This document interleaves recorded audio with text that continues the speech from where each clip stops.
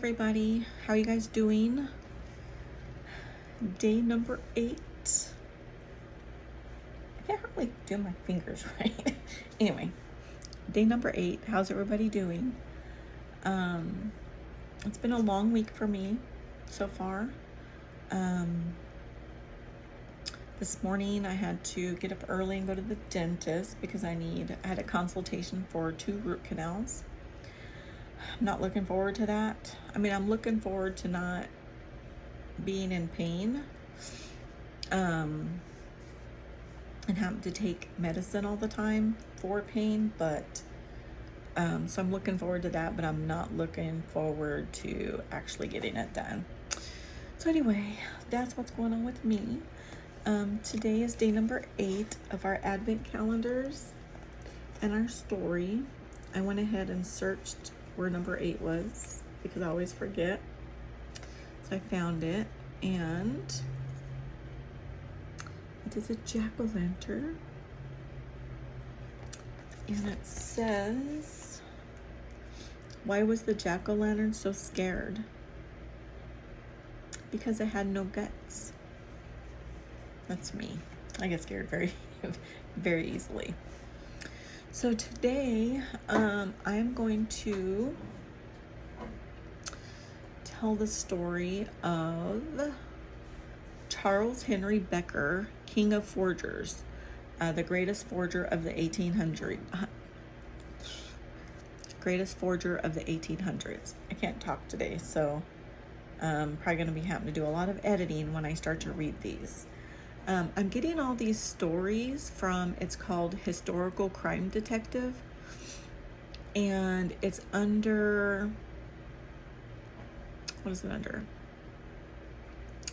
Celebrated Criminal Cases of America between 1830 and 1910. So I'm trying to stick to the ones that are a little bit shorter, but tomorrow is going to be a longer one. Very interesting one. So I'm kind of excited about that one, but today I didn't want to do a very long one. I want to do a shorter one because I'm still trying to get caught up on the crime puzzles and putting the answers into the original video. So it's taking me a little bit. So, all right guys, no more talking, no more chatting, and we'll just get right to the story. So I'll see you guys soon. Charles Henry Becker, King of Forgers, greatest forger of the 1800s. The story is by Thomas Duke in 1910. Charles Becker was admitted to be the cleverest forger of modern times, and the work of Chief Lees and the Pinkertons agency in capturing and convicting him attracted worldwide attention, as will be seen by the following clipping from the Chicago Detective, one of the leading police journals in the United States. The recent conviction in San Francisco of Charles Becker, alias the Prince of Forgers, and James Cregan, charged with raising a check on the Crocker Woolworth Bank from $12 to $22,000 and obtaining the money from the Nevada Bank of the same city, has brought a sigh of relief to the thousands of bankers of the United States and Europe.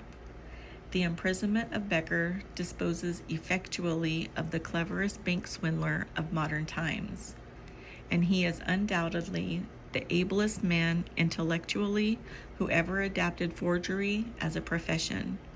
The Pinkerton agency were employed by the bankers, but they were ably assisted by I.W. Lees, the veteran chief of police of San Francisco, who had entire charge of the San Francisco end of the case and whose knowledge of criminals and crime is second to none in the United States.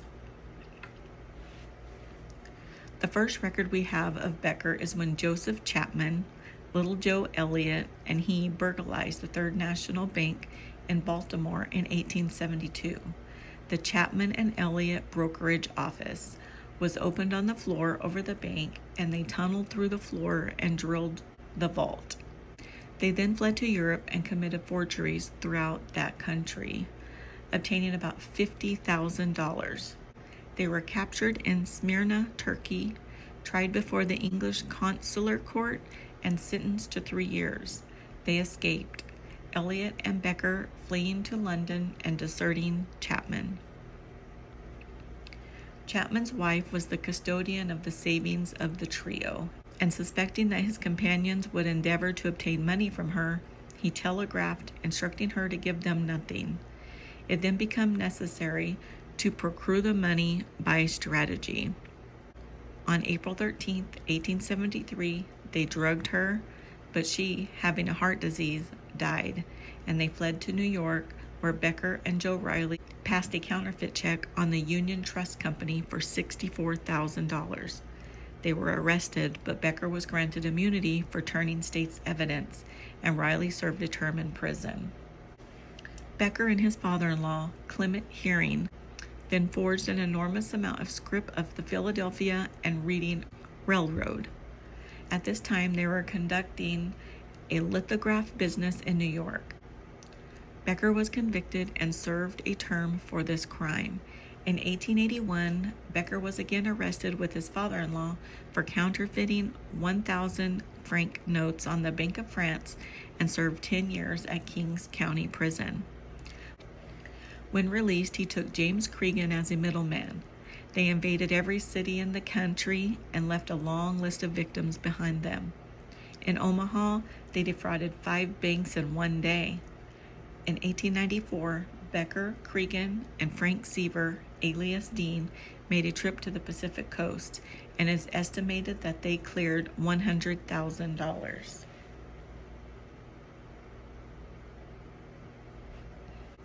They returned east, and in 1885, Becker, Ed Mulledy, the financial backer, Cregan, the middleman, and Frank Seaver and Joe McCluskey came to San Francisco, taking different routes. Becker confided in none but Cregan, and the others did not even see him. They lodged in different parts of the city. Seaver rented an office in the Chronicle building under the name of A.H. Dean, commission merchant, and deposited $25,000 in the Nevada Bank, and either drew or deposited almost daily to make it appear that he was a businessman. At the Bank of Woodland Cow, he obtained a draft for $12 on the Crocker-Worth Bank and gave it to Cregan, who delivered it to Becker. The figure 12 being perforated on the draft, he filled the holes with paper pulp and punched 22,000 instead. He erased and altered the draft to correspond. It was then returned to Seaver, who deposited it to his own credit at the Nevada Bank on December 18, 1895. It passed this bank and also the clearinghouse. The next day, Seaver procured a horse and buggy and a messenger boy and went to the bank and drew the $22,000 in gold and drove out Mission Street. He stopped in front of a house where he said he lived and bade the boy take the buggy to the stable. After the boy got out of sight, Seaver went several blocks to his room, where McCluskey and Cregan awaited him. They divided the spoils. Becker and Cregan left that night for New York. Seaver and McCluskey followed a few days later. The fraud was discovered on January 4, 1860, when the accounts of the Crocker, Woolworth, and Woodland banks were balanced.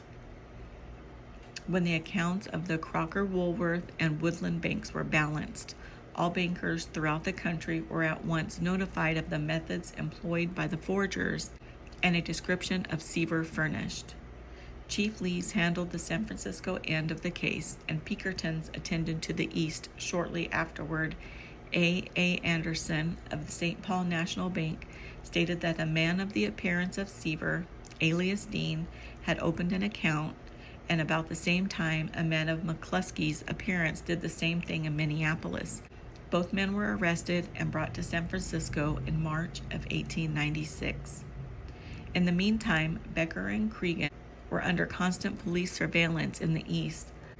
McCluskey was released because insufficiency of evidence and went east to Becker and Cregan and demanded that they render financial assistance to Seaver, which they refused to do.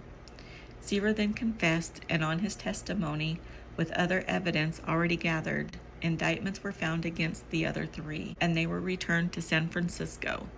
Then McCluskey confessed. Krieger and Becker not only protested their innocence, but claimed they were not in California at the time the crime was committed.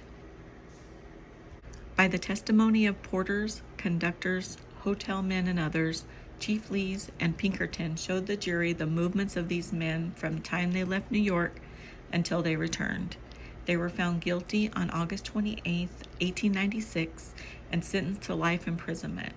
But the Supreme Court granted a new trial because of alleged error in the instructions to the jury. The new trial was set forth for December 3, 1896, but in the meantime, Cregan broke down and confessed, and then Becker did likewise and was sentenced to 7 years imprisonment. Cregan was sentenced to serve 2 years at Folsom, and McCluskey died shortly after.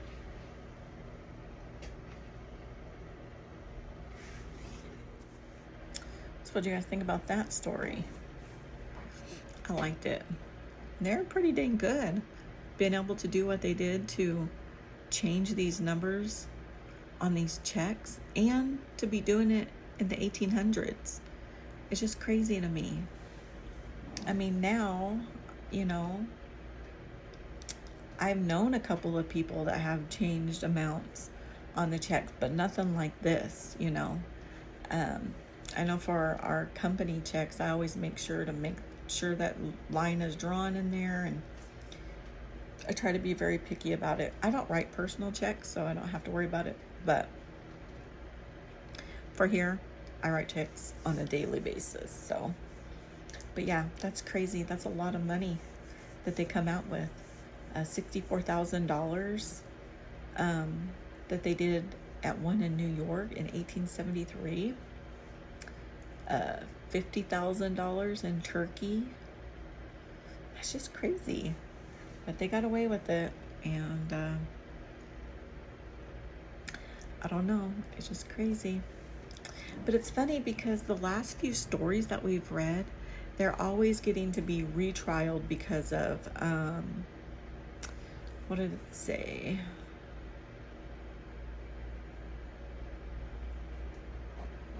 Let me go down. Because of jury. They were found guilty. Nope, hold on. Okay, so, in March of 1896, they were arrested and brought to San Francisco. They were found guilty August 28th of 1896 and sentenced to life.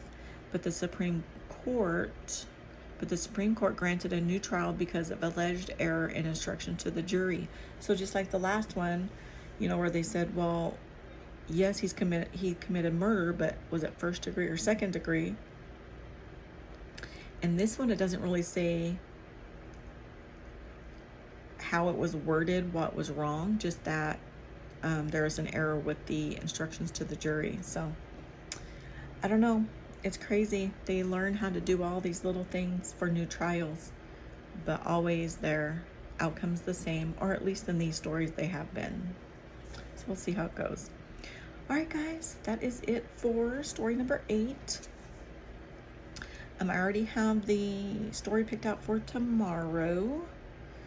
And like I said, that one is a little bit long, but it's very interesting, and I think you guys are going to like it. So, all right, I am going to wrap this one up and be looking out for my Temu haul. I can't talk today. I can't talk.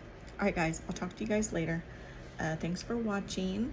I appreciate each and every one of you. Don't forget to like and subscribe. I'll talk to you soon. Bye.